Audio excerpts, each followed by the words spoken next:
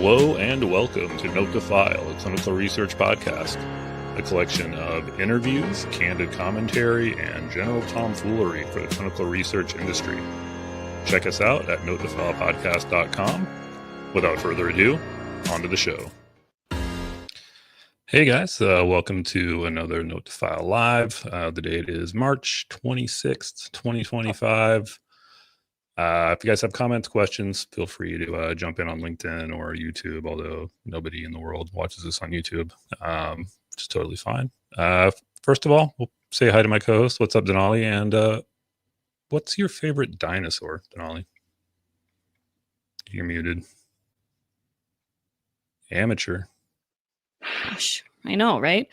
I guarantee my 7-year-old has a great answer to this. I don't know if I know that many dinosaurs.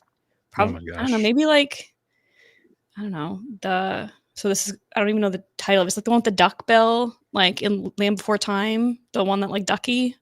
I don't know what it's called. That Okay, one. well, I'm officially applications out for a new co-host. Ouch. All right, well, let's not bury the lead here. We'll introduce our guest, Chris. Chris, how's it going, man? How we doing? Good. I mean, the answer is clearly T-Rex, right? If you don't know, you got to go T-Rex. I mean, I feel like it's such an easy answer, right? Like, yeah, correct. That's it, right? I mean, no, you got to mix it up a little bit. Well, what's yours? Well, we started with, I mean, we went with, what was it? A duckbill from... You know what? Low bar, Chris. Okay. Plesiosaurus? Is that what that is? I'm going to go with that one. I'll take it. If someone Google it and put it in the comments, whatever the... Ankylosaurus, I guess. Oh, we got a lot of answers coming. Whatever made up That's the one with the tail. Ankylosaurus. That's the big tail. Okay. Well, Brad, what's yours? Dinosaurs aren't real. Evolution's fake. Didn't happen. No, their bones were planted by God to trick you, and the Earth's only 6,000 years old. Okay. That's my answer. Nice. Very good. Okay. Well, I'm glad we got that out of the way. Actually, you know what? Second question. I'm starting this show completely off the rails. Chris, your favorite TV or film robot? TV or film robot? Oh, great question. What is the name of the robot in the Jetsons? What is her name? It's like Rosita or something like that? Rosita, yes.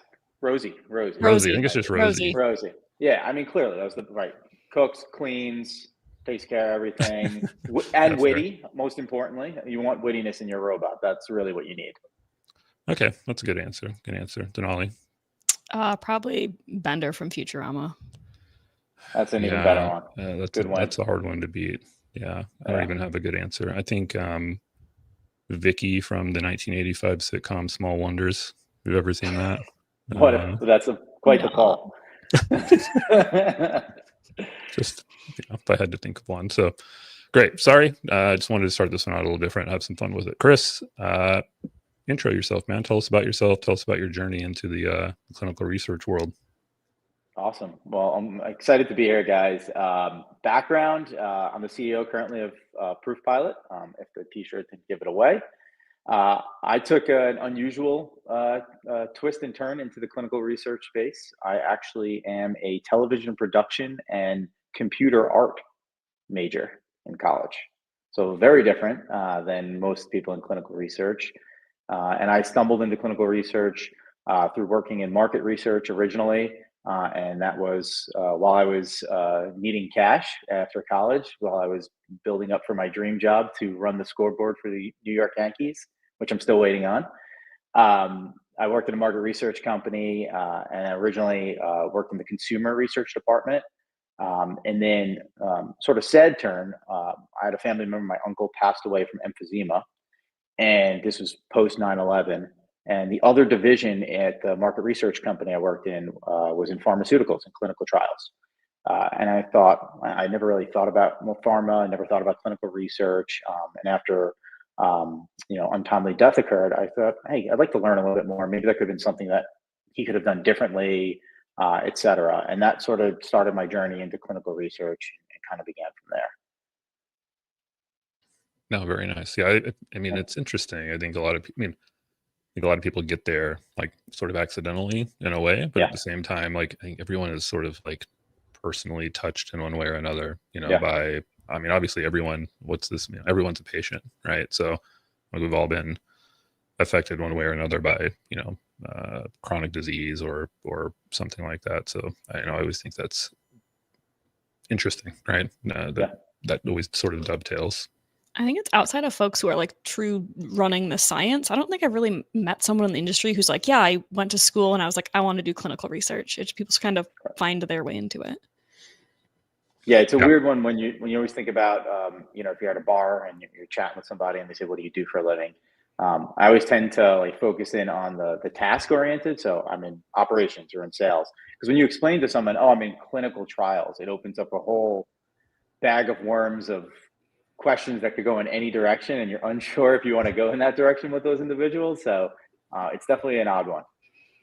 Although, I mean, I would say since 2020, it's been a lot easier because that sort of Right. brought clinical trials into the more mainstream. Otherwise, it's like no one knew what you're talking about. Right.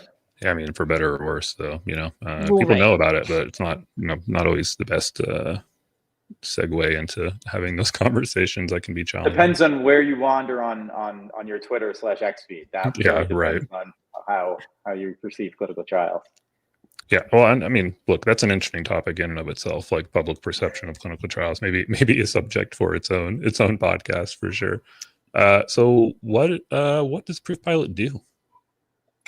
ProofPilot. So at a high level, we call ourselves a clinical experience company. And the reason why we call ourselves a clinical experience company is we deploy experiences for both patients and sites to help guide them through the clinical trial process. So as I'm sure you're aware, and many of the listeners, when you enter into a clinical trial, both on the participant side and on the site side, you're inundated with a ton of different information, what to do, technology, you name it. And the organization of that is one of the biggest challenges in our industry. So what we provide for our sponsor partners and CRO partners is for the ability for them to manage that information in a nice organized way that makes it really intuitive and easy for both participants and sites to actually successfully execute all the different steps of the clinical trial. Yeah, so I mean, if you work at a site, as it stands, you're given just a whole bunch of documents and maybe, an SIV of varying quality, maybe a bunch of trainings across disparate systems that you might have to log into. It's a mess. You do feel like you're sort of, you're a little bit of a private detective, if you're a site coordinator, because you're like, where are these things? How do they fit together? And that's just to get, greenlit, not to actually like make the study work or make the study happen. And, it's always been a big deal to me that like that experience really trickles down to the patient. The first, to go back to, public perception of clinical trials, but the very first experience someone has might be coming on site to be screened. And I can't tell you how many times like I'm like, this system isn't working. Which system to log into? Which ones talk to each other? I guess how does like ProofPilot kind of help address that, like from the site side? I know that's something you guys have focused on. So I mean, tell me a little bit about how does it help sites? Yeah, I mean, I think the biggest piece that we help right out of the gate is everything we do is white labeled. And what I mean by that is the sponsor actually puts all their brand insignia, everything on our platform. And when they hand this off to sites and participants, it's really a representation of them, right? And you hear the phrase sponsor of choice so much in our industry. And we've tried to really take that to the next level to say, like, this is not just another point solution you're going to hand to your sites or your participants. This is the way in which they're going to execute the study. And within the platform, once they brand it and say, hey, this is sponsor X's brand, and they hand it to their sites, there's a whole host of components in there that are supposed to be designed to help sites' lives in their day-to-day much easier. Things like document sharing, just very simple, easy, intuitive ways to receive documents. Searching those documents, we have a nice smart assistant that scans all the information that allows you, the site staff member, if they have a quick question, to actually ask it in normal question form, not a control F style type of search. Ability to receive communication, so structuring and standardizing the communication flow. So when a sponsor has a change or they have to cascade information, you're not scrolling through emails trying to figure out what is that, where do I go. It's nice, organized, very clear communication. One of the most basic features that we offer And I would say that that's probably what we do. I don't consider rocket science. I think we've taken a very novel approach to simplifying the way in which you gather and receive information. And it's purpose built. And I think that's also very important. We have many different people helping contribute and giving advice and information on an advisory board and customers to ensure that we're nailing the actual use cases and utility. But one of the most simple things we offer in the system is the ability to share links. And I know that sounds kind of silly, but so many times I chat with sites about what you just described. Like, where do I go? How do I get there? It's in an email somewhere. I remember it was in a document somewhere. Just those very basic things, making the information accessible in an intuitive manner. Another big area we focus a lot of time on in our platform is we have an integrated chat feature. And again, when you think about communication during a study, rare disease study, or some oncology studies in particular, the study teams and the sites interact quite a bit. And at the end of the study, depending on what the communication level was, a lot of that information needs to be filed to whether or not, for you, the site at the ISF, or sponsored to the TMF. And so often do we hear sites and sponsors having to go through emails years later to find information on one particular topic to file. So we have an integrated chat feature that does all that, structures it, organizes it, has automation into eTMF, all that, just like you would with an iMessage or anything else, like a very simple use case and utility, but again, purpose-built for clinical trials. So those are just a couple of the different features that we have. There's a whole host of others in patient recruitment that we standardize and allows multiple vendors to deploy patients into the site forum. So the site has one view. They're not grabbing patients from 50 different systems. But a lot of it is really based in the fact of keeping this really simple for you guys to log in, get information, and then we do the exact same thing on the participant side as well. Yeah, I mean, I'm going to drill down on a few of these, if that's okay, just because I find it, fascinating from the site level, honestly, where we deal with a lot of these problems on a day-to-day basis. So you mentioned being able to search across documents. I mean, this is something that I feel like has been always a problem. Doesn't feel like it should be that hard to solve, especially in a day where AI is plastered across everything. I mean, I know things have come up. This happened just this week. Something that was buried in an SIV slide somewhere isn't in the protocol, maybe isn't even in a contract or a budget or a lab manual, all the different documents that you may get, so you can search generally across any document that's uploaded, within that system, and it'll give you what? It'll give you an answer, it'll give you a link. How does that work? Yeah, so it's an integrated chat feature. It looks just like a chatbot, like you would, where you could type in any question you want. And when you type in the question, immediately it finds the sections of the documents. And there could be a couple documents that are relevant to that particular question that you're asking it.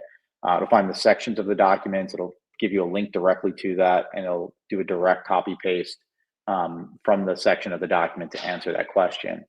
And we built this intentionally this way to make it easy for go live for sponsors, because when you think about sponsor has so many different review and approval processes internally, and now you're bringing in a chatbot like assistant. Now, what is it going to say? Where are the answers going to be? So we did a very unique tweak on this on AI to really just repurpose information that was actually already approved. So there's no generative AI involved or anything like that. It just actually finds the sections and gives you the regurgitated answer. And that works really well with our chat feature because ask it a question, you find the relevant links and information, you go through it. You might still have some questions because of the way it's written and the way the documents were approved. So now you can seamlessly jump over and ask staff members more in-depth questions via chat. But at a minimum, we've at least created some sort of a triage process where, hey, I have an issue. How do I get the information quickly? And if we're answering 3 out of 5 questions, we're doing a great job of easing burden there.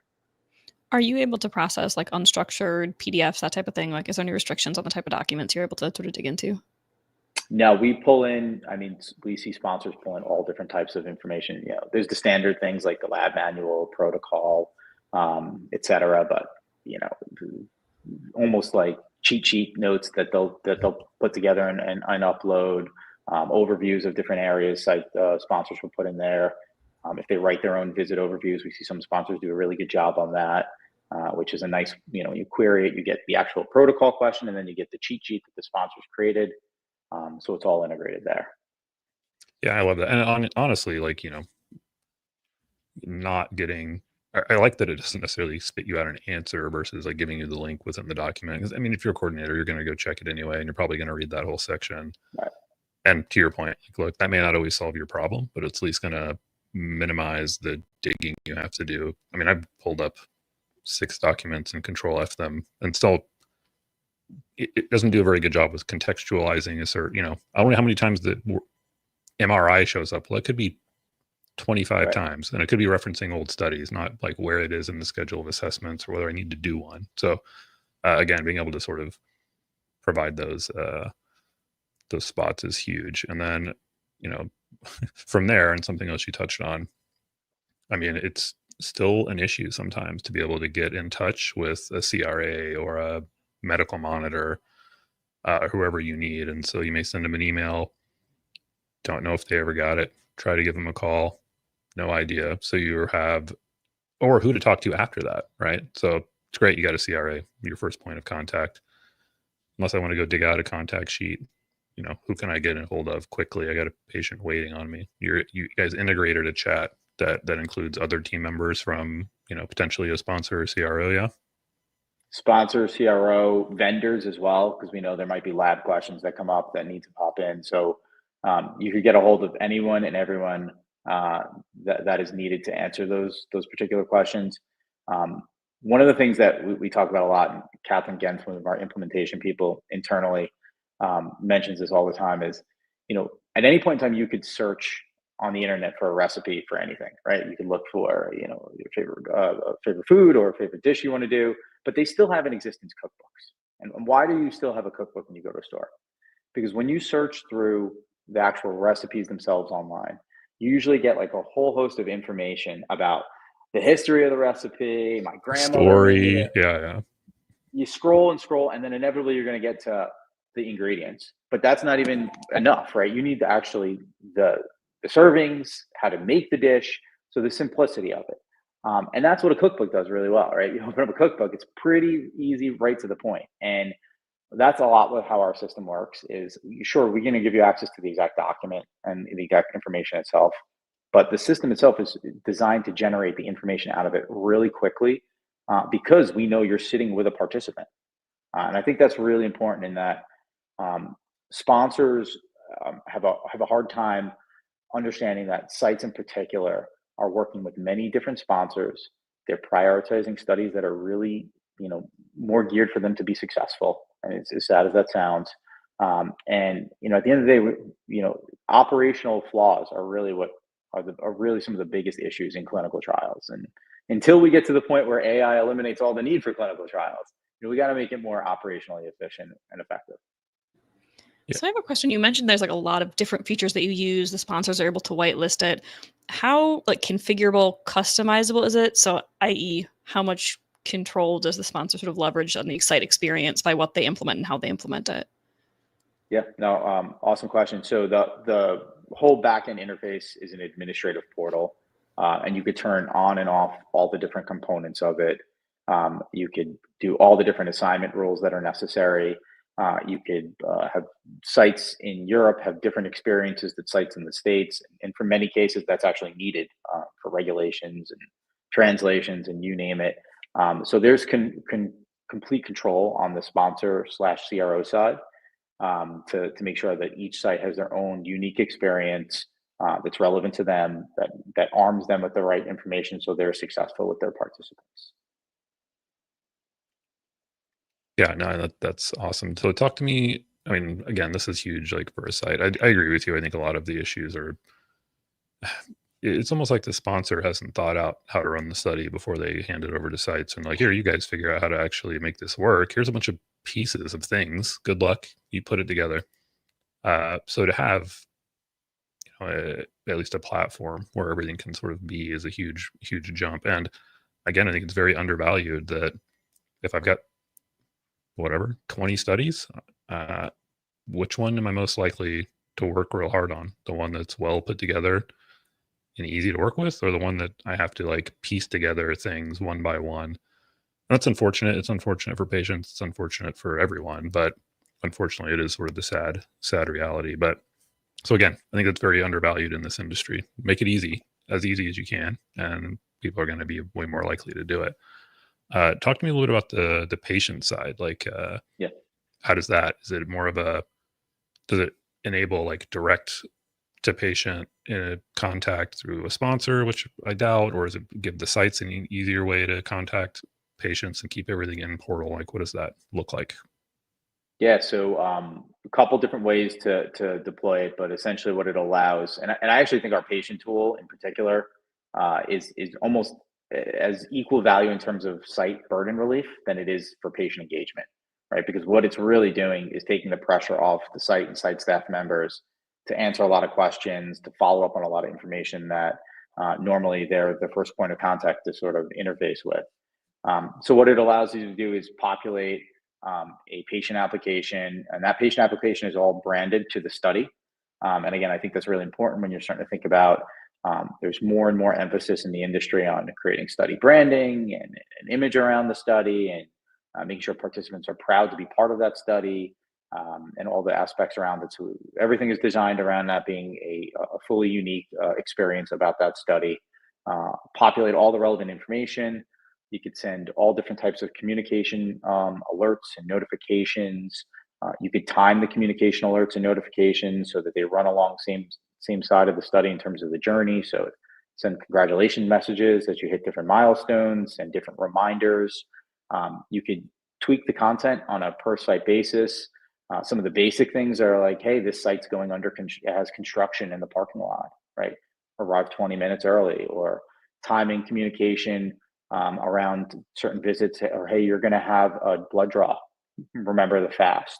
So a lot of these different pieces that allow the sponsor to get more involved to ensure that the operational efficiencies are done appropriately and they're effective, again, to relieve some of the pressure on the site, in my opinion at least, who's the direct interface with how to execute this, right? So you said something before. I think it's weird in this industry in that you have the sponsor, the site, and then you have the technology vendor, right? And the vendor, which is us, for the most part, the sponsor's paying us to deploy things for you.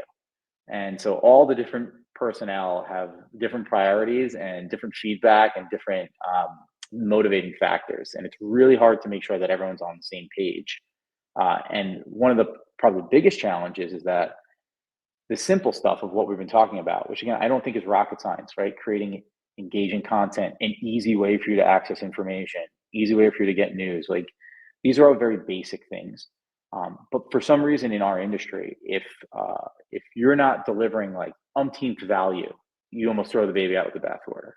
So when we share documents and links and all these other things, when I present to sponsors, I inevitably always get questions like, oh, does it automatically do this? And can it do that? Can it do that? And we're at like the 20th level.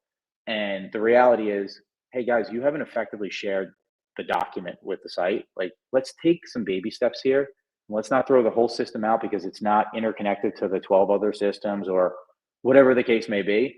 But I find it really funny in our industry in particular that, we're trying to innovate on the support side to a level that's utopia, but we can't even tie our shoes appropriately, right? We can't even walk 3 steps. And it's just, of all the industries, I think this one, it is the biggest challenge of getting people to understand that some of the modern basic technology can actually move mountains and make, people much more efficient in their day to day.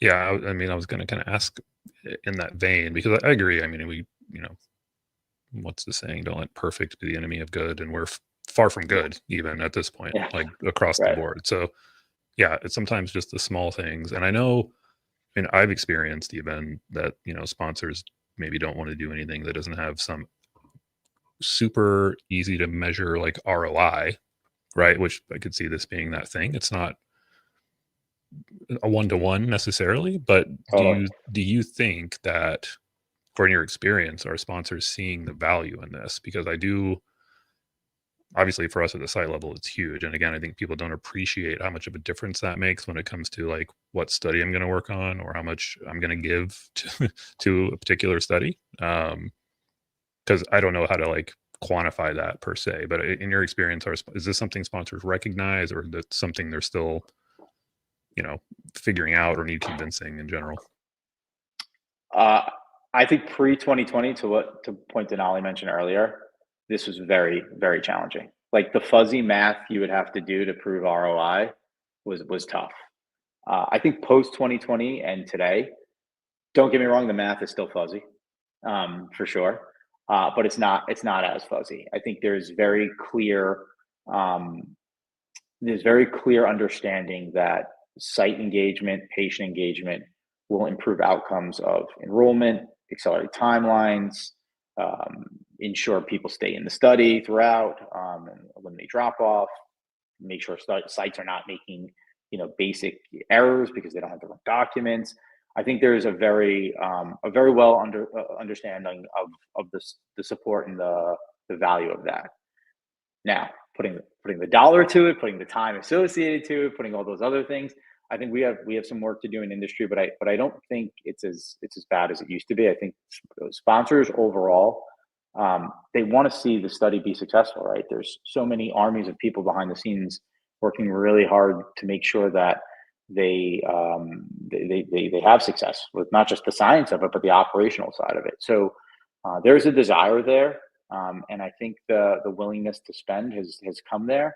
And there's a lot of public recent ones over the last couple of years, public events that have occurred that have really shined a light on, hey, this site had this issue occur, and here's really why, and wow, this was really preventable. Or, these patients were dropping out, and here's what they said. Wow, that's such a miss on such a simple little thing. And if you think about all the time and energy that goes into actually creating the trial, the science behind it, all the support staff, et cetera, it's not surprising that the things that potentially derail a study are all the little things that you don't think about, like, oh, who's sending the document, who's fielding the questions, where is that located, like, those are the very basic things. We work a lot in patient recruitment, and when we think about patient recruitment, we mixing recruitment and enrollment in our industry a lot. And the reality is, getting patients interested is one whole job. And then actually bringing them through enrollment, ICF, screening, you name it, it's a whole other host of challenges. And somehow we get it all mixed together. And if the technology, hey, how many randomizations have we gotten out of the technology? Well, what's not really the metric to look at, right? The metric to look at is how many people are interested in the study, how many enrollments occurring at the site level of how we're supporting them. Are we giving them the appropriate information to actually have those relevant conversations?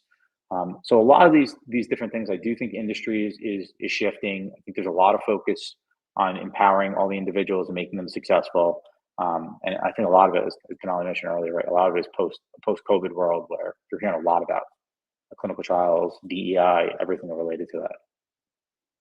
Yeah, and I've kind of like seen what you guys are doing now for the last few years. I think it's something great for sites. I mean, do you think it seems to me right now that at least the site voice is getting out there like more than ever before. Like, is there something sites can do to keep like pushing for these types of tools that are not, complicated AI, or sort of, these things that are being sold and sort of buzzwords thrown around, but more, to one of our commenters points here, sort of, helping with the fundamentals. I mean, do you think there's a good platform or something sites can do to continue to push for these sorts of things? I mean, for sure, I'm happy to send my contact information, and you could email every one of your all sites could email their sponsored partner and say, you should call Chris at ProofPilot. Perfect. No, I think, yeah, exactly. I think being very vocal with the day-to-day needs, because sponsors are very vocal with sites, in particular, the things that they need. And I think some of They these sure are. day-to-day needs, as you know, I think some of the day-to-day needs, being vocal around them, is really important. There's a whole host of vendors, not just ProofPilot, that do a really great job of supporting site engagement, patient engagement, and arming their sponsor partners with the right tools to make everyone successful. But I think I really do think sites, being yourself, there's a variety of others out there, being more vocal about, hey, set us up for success. And setting us up for success doesn't need to be, those latest and greatest amazing data capture collection, this system. It's basic stuff. Give me a portal in which you could send documents. Give me a way in which we could communicate, right? Like, you couldn't start a business today without some version of, dare I say, SharePoint or Google Drive. I don't know, whichever. Everyone is very different. You get a big debate internally at our company. It's Google, but some of us still use SharePoint. But you can start a company today without basic fundamental communication tools. And the fact that we do a lot of clinical trials without these, to me, is just crazy. Don't buy ProofPilot, but come up with something. Use some kind of system that is efficient and effective if you don't think ProofPilot's the right answer for you. But these are table stakes stuff. And I think the more we communicate, the more we're banging on and being loud about this, the more we've seen sponsors who will invest and spend time and energy on it.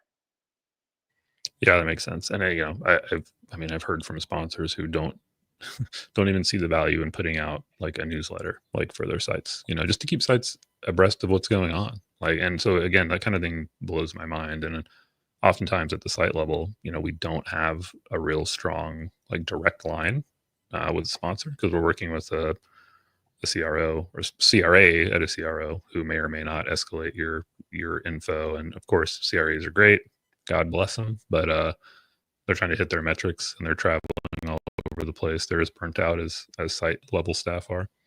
But I echo that. I think the more we sort of insist on these things, the more likely it's going to be, because this is still a problem. Communication is bad and it's all over the place. It's just not, there's no organization at all. Well, there's no sponsor that doesn't want to be sponsor of choice, by the way, right? There's no sponsor. Yeah, out there I keep hearing says, hey, that. I keep hearing sponsor. Yeah, I keep hearing, sponsor of choice. I'm like, dude, don't make it way harder than it needs to be and pay your sites on time. That's pretty much it. Do that, and I'll probably bust my ass to try to help fill your study up. It's not rocket science. It should be so much simpler. Well, Why are we? Yeah. Go ahead.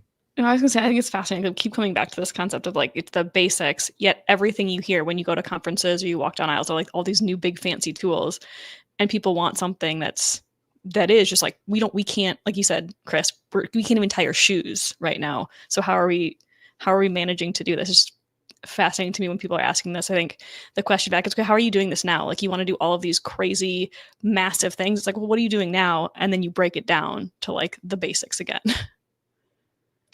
So every presentation that we do at ProofPilot, that's literally, and I'm glad you brought that up, that's literally the first thing we say. So what's your process currently today? And then I try to pause at that point and say, okay, so what I'm going to show you is a really good first step, right? And we have a whole host of tools and systems that could be 2 and 3 steps, but let's start off with the basics, because change management is so challenging at organizations, and getting people to actually adopt new systems, new processes, etc. So while I agree with you that when you go to every conference, you go up and down the aisles, there's really cool innovation out there. And in our industry in particular, right, we're getting some pieces of innovation that are coming from consumer, from other areas that are really stepping us up a notch. That being said, we haven't adopted in many cases very basic tools that can make little things very successful. And I say that, like I said, all the time on a sponsor presentation. I'm saying, what do you guys currently do today? Here's how we can incrementally improve that, and then here's your roadmap to be really sort of top notch and next level, and how you can get there. We're trying to build mansions without foundations. Correct. Yeah, because it's fun and it's interesting and there's really cool and it's, listen, we've explored and we've dabbled, and we even have some different types of real cool AI solutions where they call a patient, they do this, they schedule, they do all these cool, amazing things. And what does that require? It requires crazy integrations. It requires the patient to want to speak to a robocall. It requires all these other leaps that you need to take. Meanwhile, you haven't been able to effectively share a document. You haven't been able to respond to a site's query in a timely manner. The site has no idea where to go to what system because it's in an email from someone who, who's not there. And, those very basic fundamental things haven't been solved yet. I think that's to me where are the low hanging fruit to make clinical trials a little more successful and easier to operate is. Yeah, I mean, I still had a major sponsor within the last week and a half that we were sending them files and their server was blocking attachments. And I'm like, dude, this is the only way we have to like communicate things to one another. So things were just not getting where they needed to be. That's completely insane. Completely insane. Yeah, because and nobody thinks about that, right? And to be fair, because we're beating up the sponsor, to be fair to them, right? They're working on a whole host of other things, and Oh, there's sure. and a lot of the stuff we're talking about is table stakes related things that up until the last couple of years was very difficult to point to the ROI on it, right? Just by the nature of the name of it being a protocol, right? It's intended to give you instructions. I think the last couple of years, there's been a strong light on the protocol of like, hey, maybe that's not actually easy to operate. And maybe the instructions in there aren't necessarily clear. And in some protocols, depending on if you're an IKEA person or not, they could be a little strange in terms of, is that the right bolt? And is that the right hex key that I need? And so on and so forth. Well, and again, I think it's underappreciated how if there's uncertainty at the site, it's easier to not do it at all than to try to do it and do it wrong. Then you got a CRA, writing you up for a kappa, and then your PI is mad at you. Then the patient has maybe, had a bad experience, has to get disqualified, whatever the case is. And I've seen it, across plenty of sites that I've either worked for, or just talked to. I mean, coordinators become, experts at figuring out how to not do it because the information's not clear. And again, I think that people don't understand how much that sort of gums up the works. If you have to make it clear. And it loses trust with the patient, right? There's Absolutely. nothing worse. I think we've all been, whoever's been to a doctor recently, you sit in the doctor's office and you start describing whatever symptoms, et cetera, you have going on. They're putting in their computer, they're reading whatever information that come off the computer. If at any point during that conversation, there's some sort of hesitancy from that doctor, I mean, that freaks you out. You're like, what if, I don't know if I need to go somewhere else. And if you're a patient asking questions in a clinical trial, and the site staff member does not have easily accessible information, and it's unfair to that individual to put it on them that they should know everything and everything. That's not fair to them, and it's impossible. So if they can't access information quickly and have that at their fingertips and very accessible, inevitably they're going to either say to the patient, hey, hold on a second, or let me go check that. And the confidence immediately gets lost. There's concern. There's already a stigma with clinical trials in general, especially if healthy volunteer, or you're doing this because you want to participate because of a family member, like all the different altruistic reasons that some people join clinical studies. Like, you're going to crush those spirits just by not providing them a forum in which they could get proper communication. And it's as simple as that.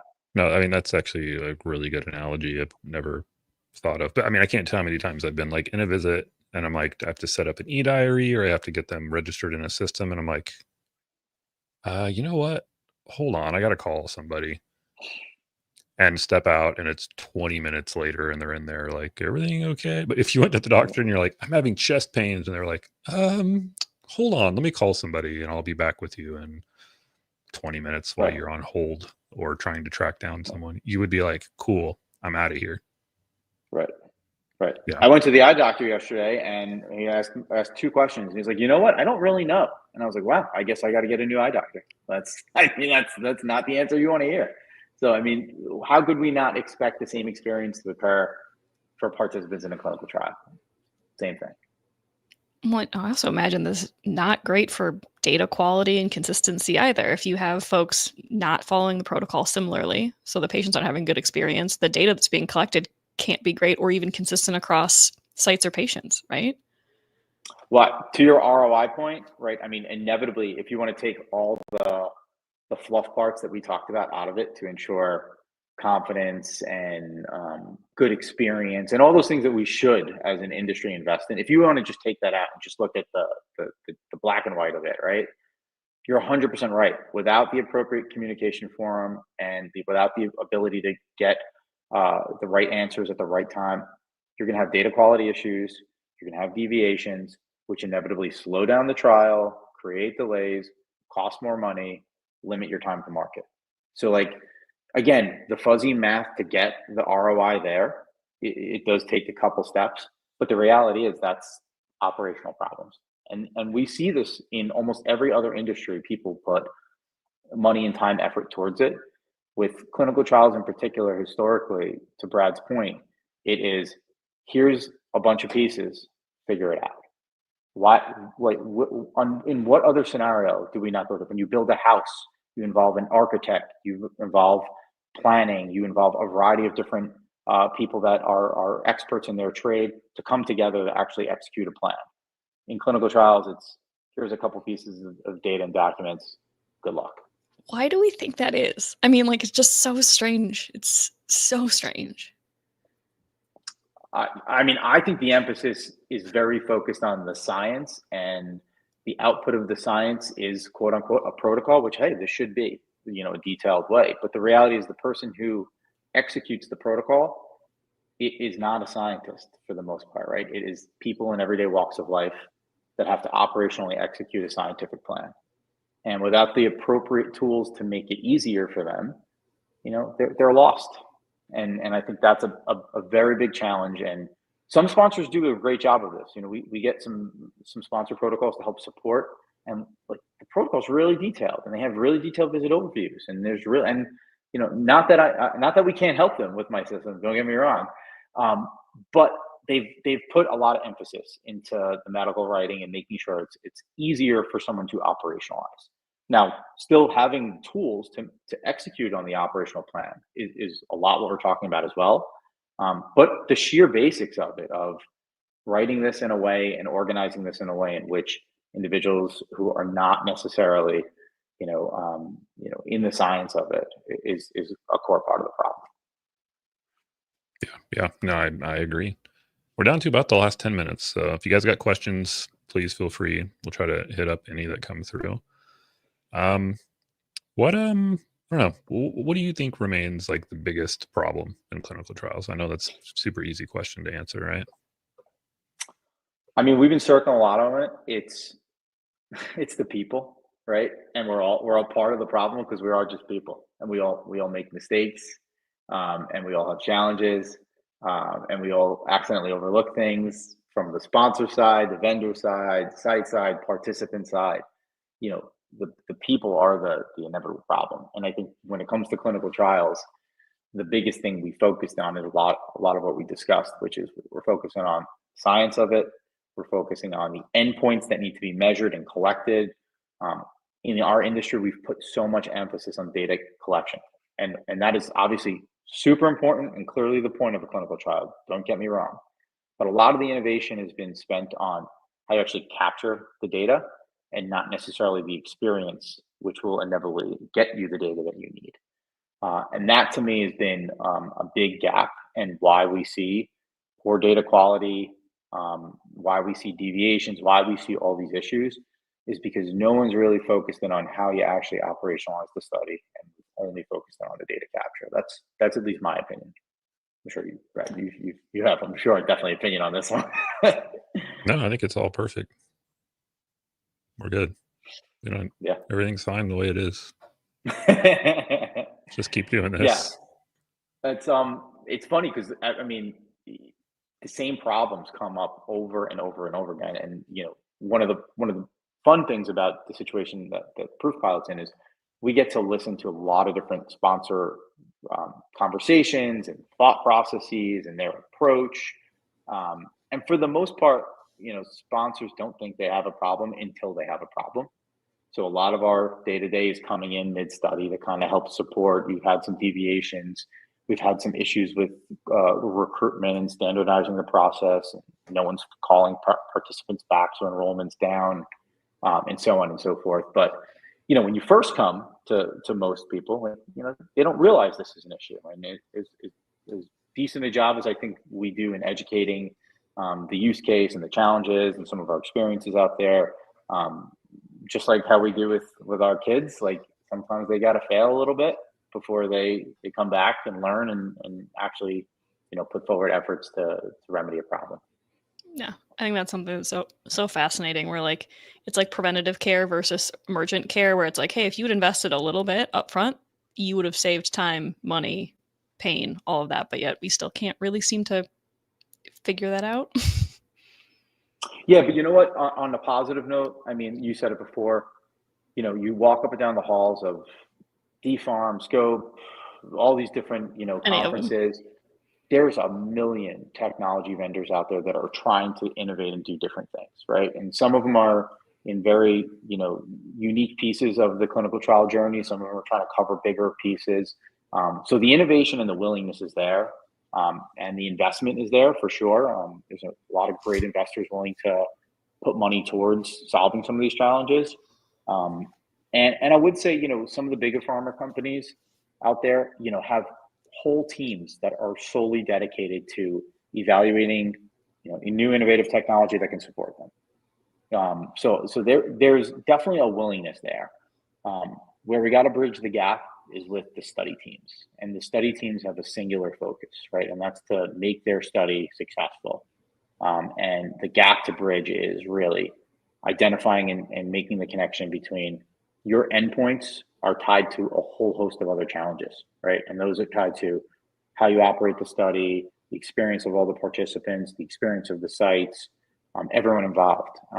And again, not to get too fluffy, but these are all people that are doing this, right? And making people's lives easier will tend to benefit the results you're looking for. And I think that at its core is the biggest challenge. Yeah, no, I tend to agree. There's a comment here I'll hit on too, because I do think, you know, thank you, LinkedIn user. I can't tell who you are, but shout out to you. Talking about how teams are built and are very hyper focused or hyper skilled, but we lack communication, collaboration, and broad oversight of ops, which I agree. And I find in my own team, like communicate, it boils down like overwhelming percentage of problems are communication or based on lack of or miscommunication.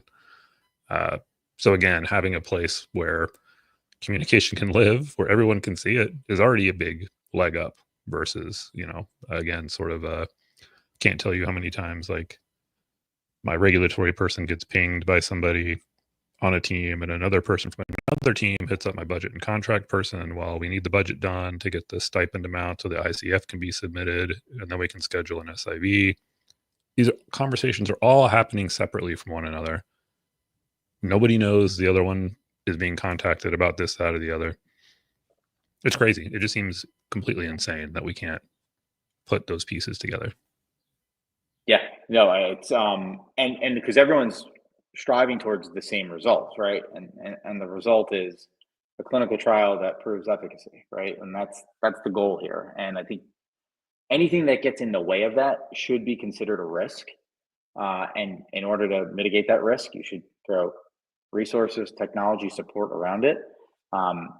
Yet the risk that's been mainly identified is the ability to collect that piece of data.